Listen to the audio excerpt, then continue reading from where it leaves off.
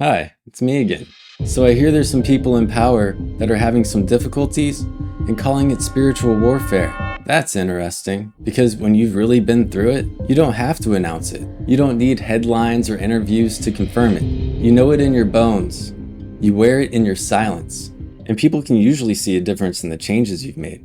But since the term's being thrown around so casually now, maybe it's time for somebody who's actually survived it to explain how it works and why it's not what some people believe it to be.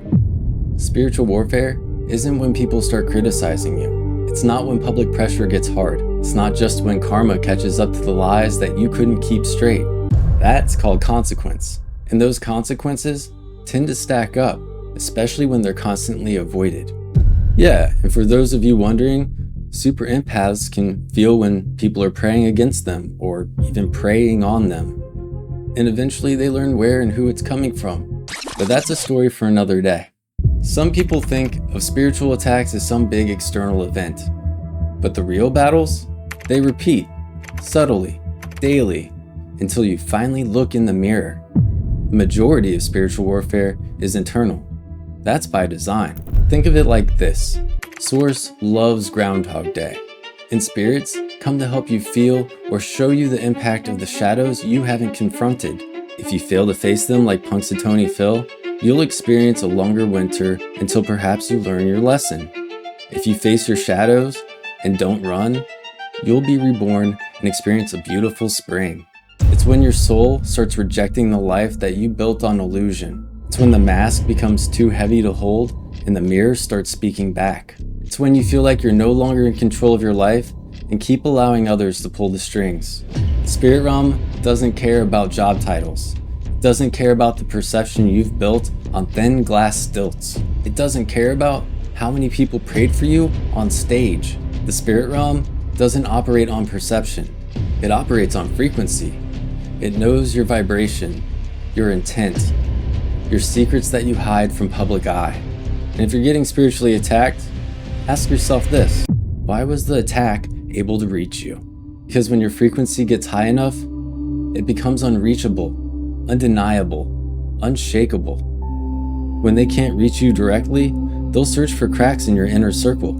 They'll test the people around you, your inner circles or family, hoping that your fortress has a side door through someone that can't protect themselves like you can. You don't just defend your own energy at that point.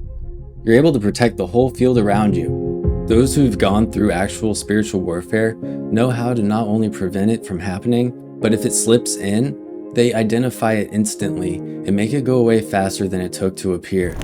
So if one is at a certain point in their life and they're still being influenced by said attacks in a negative fashion, one needs to ask themselves this: why is it still happening? And how is it able to find them still so easily?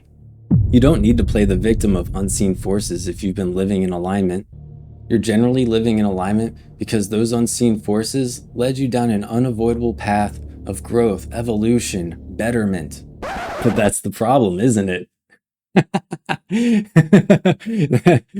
Most of the people claiming spiritual warfare are just finally facing the storm they've spent decades creating. Look, I'm not here to tear anyone down, perhaps humble a few that don't even know that word exists yet, but I am here to make this clear, very clear. If you spend your life lying, manipulating, blaming, gaslighting, projecting, or enabling corrupted systems, don't act surprised when the spiritual debt collector shows up. Don't call it a holy attack when all it really is a truth reckoning. Those who are truly chosen wouldn't need a press secretary to explain it. Those who are truly protected, the darkness isn't able to reach them long enough for impact.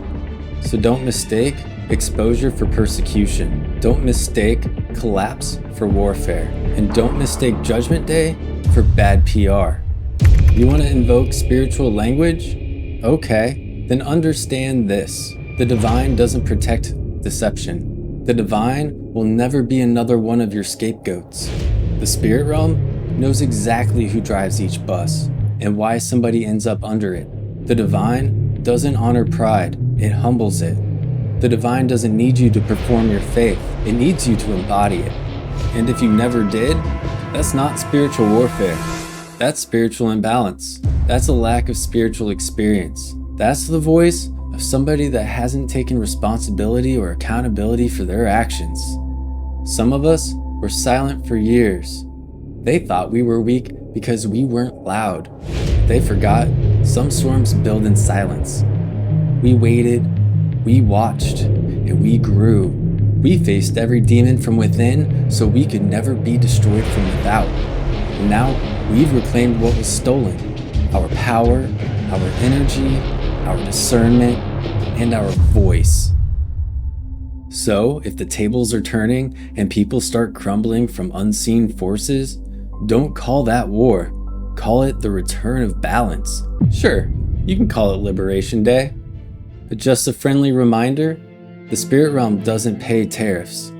It collects when unpaid taxes finally come due.